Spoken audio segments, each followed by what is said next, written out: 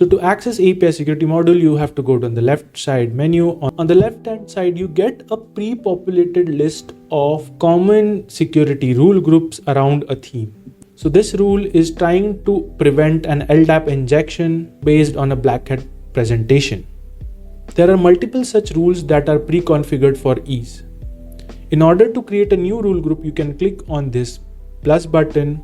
You are taken to a custom rule tab where all your custom groups are mentioned. You can click on a plus new group, where first you have to select a scope of this group. You can make it global, which applies this rule for all your APIs. If you uncheck this, you can select specific APIs which come under this rule. Any traffic comes to these APIs, this rule gets applied. After this, you have to click on edit condition, where you can define the name of the group, description of the group, and a precondition to trigger this rule. You can also define a set of default actions. So let's take a quick look at an existing rule. The name of this group is called GraphQL SQL injection attack. There's also an ID for quick referral. And as you can see, there are conditions for violating this rule, where request query should match with this exact regex pattern. There are multiple regex patterns mentioned here. You can also define the priority or security level associated with the security rule violation. You can click on this to create multiple action. We'll go through this action in detail in the next video.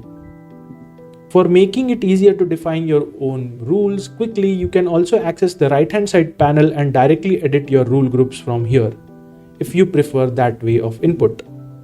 Just keep an eye on the violations so that there's nothing left which is essential for you to define a working security policy. Lastly, we take a look at data types. Data types are custom data fields that may be present across your API request and response payload. You can associate priority levels to these data types that will define the severity of alerts generated.